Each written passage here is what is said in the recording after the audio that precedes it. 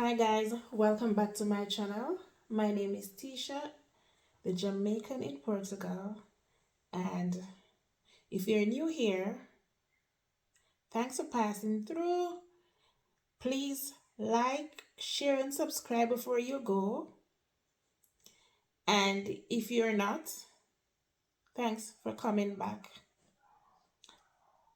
And please like, share, and subscribe to my channel also if you wish, if you have not already done so. Anyways, today I'm gonna be sharing a little bit, uh, something personal with you guys. So, um, a lot of you guys might know, some of you guys might know that I am in a long distance marriage, and well, I haven't said this to anyone, but it plays a part in my mental health. Um, At times, I'm a little bit depressed. More so, my husband visits every year in summertime, and I visit him every year on Christmas time. So we see each other 2 times per year. Um, I live here in Portugal, and my husband live in the Bermuda for work. He works in the Bermuda. We met in the Bermuda, and we decide that okay, I'm gonna come home, and then things change. The COVID came and it changed a lot of things. I was supposed to be here for like half of the year and then be in Bermuda for the next half of the year, but then things change, and things happen and plans change. Anywho, um so every time I pick myself up from my depression and my husband come to visit, and then after he left, I sunk back in a depression again. It is not easy, but long distance marriage is something you can work on. So I'm gonna be talking about long distance marriages and how, about 5 ways in which I cope, or how I strategize, or how I deal with it. Um, so the first thing that's on the top of my head is the communication. So the problem is we have hours, we live in separate time zone. So I am 3 hours ahead of him in Bermuda. And being 3 hours ahead, meaning that it's kind of difficult to keep up because he's at work. I cannot be calling him when he's at work 24 hours or thing like that, but um we speak 3 times per day, in the morning before he goes to work, at lunchtime, and sometimes at nighttime, because sometimes by the time he get home I already fall asleep for the most part. Okay. So communication is has been very good. um we don't just do anything without, uh he don't do anything without me being aware, and I don't do anything without him being aware of where we are, what we have plans for the day, and stuff like that. If sudden plans came up, and I have to run out without saying I'm going on the road and blah blah blah, he certainly don't have a problem with that. So it's not a matter of control, but it's a matter of feeling comfortable knowing where each other's at. So your mind, your heart is at ease in terms of, in case anything, where your other half or your partner is. Next thing is making time for him, making time for emotional intimacy. Emotional intimacy in terms of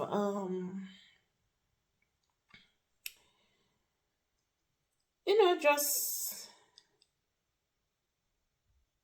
be in touch with each other feelings, you know, communicating on a level where you, I don't know, but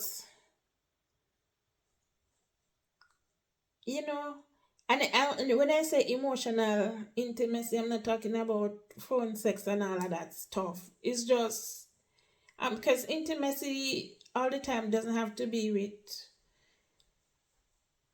action. It's sometimes it's just have to do with words or things that you do.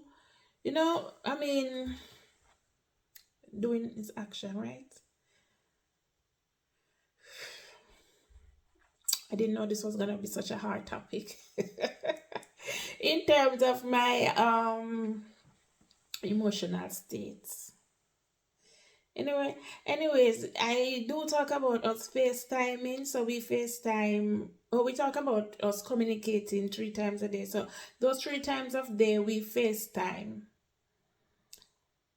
Or, if I'm out with friends or so, I can call and,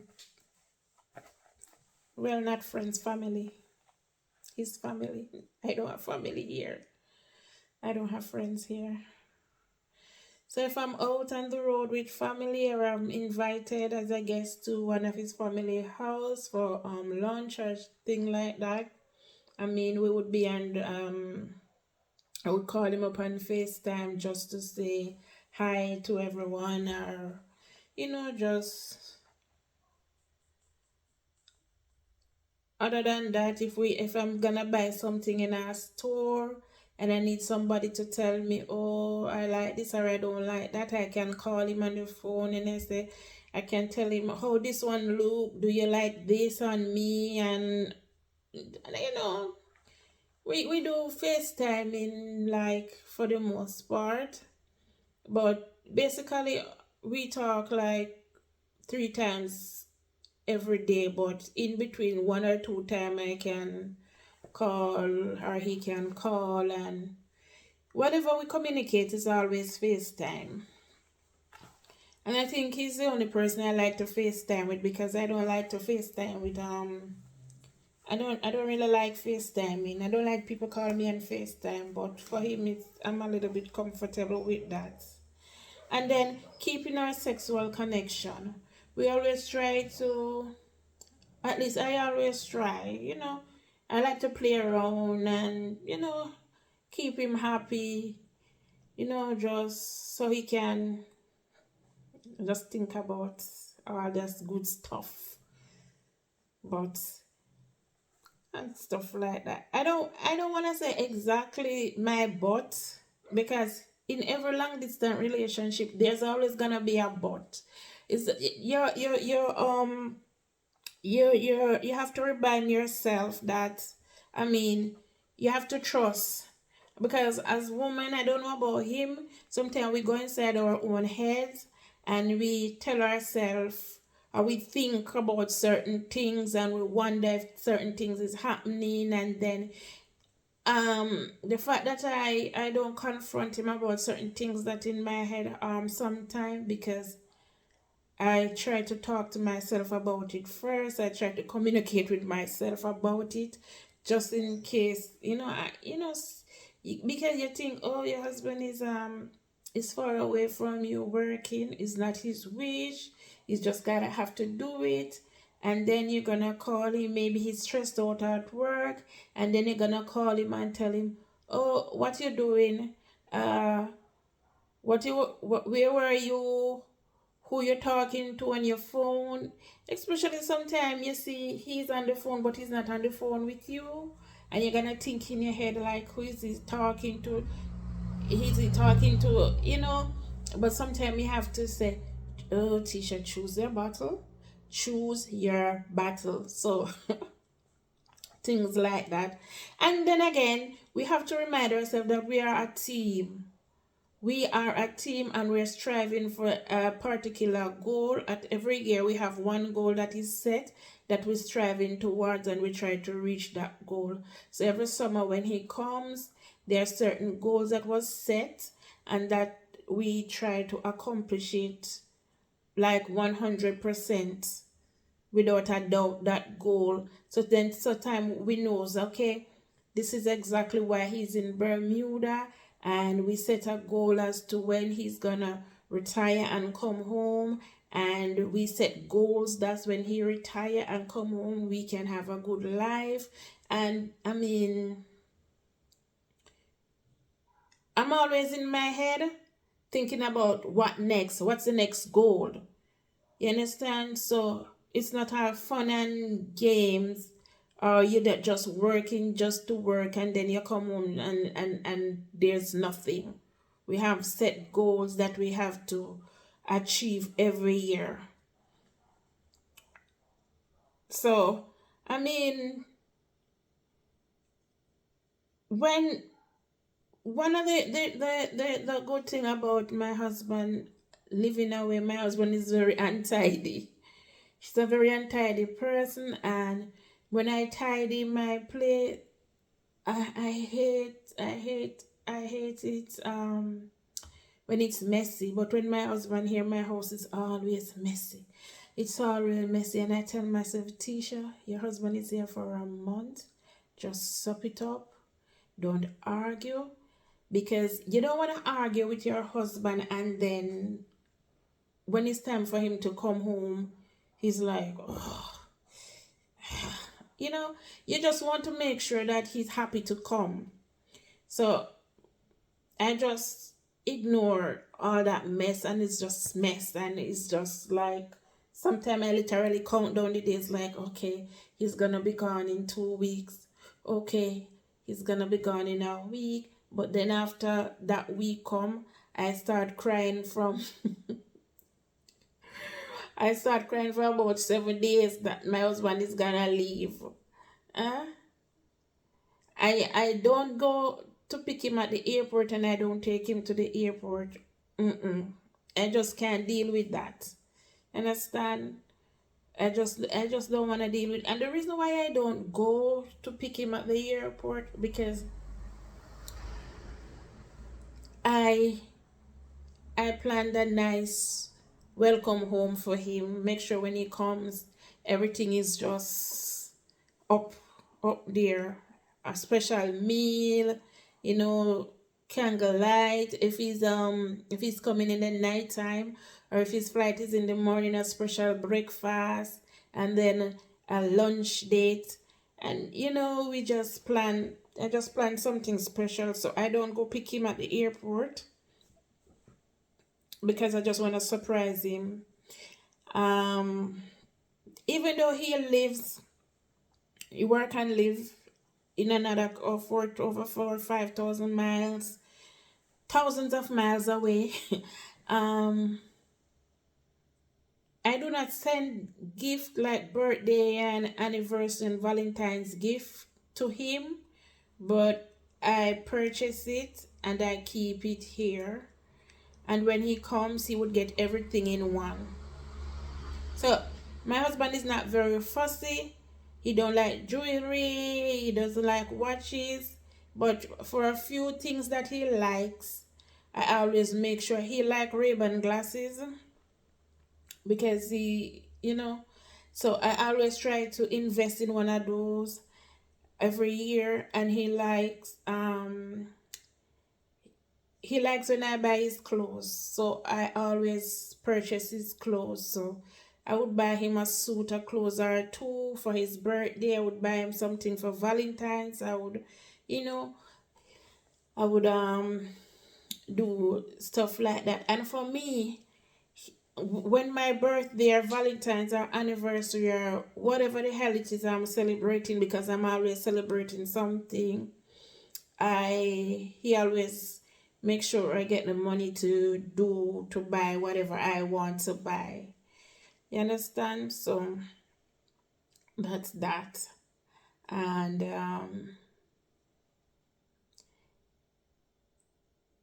it's sometime have as I say, it's sometime good because uh I see I get away with a lot of stuff. He just let it pass. Like some shit I have done, he just let it pass. And I figure more or less because we only see each other for a couple weeks a year. So I guess that is why he allowed me to get away with some stuff, and he also got away with some stuff from me too, because I only see him. So I mean, I don't want to be upset with him, and I choose my battle. I am the girl who choose my battle very well. Certain things I can ignore, even though it bothers me. I tell myself, okay, it's not a big deal. It's not something you have to argue over, and let it go.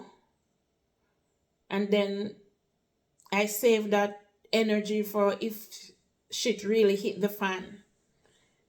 So it's sometimes it's good to be in a long distance relationship. I think nobody wants to be in a long distance relationship, but I think we tell ourselves, I tell myself that just to make myself happy, I guess, because I mean, who wants to be in a long distance relationship? Nobody does.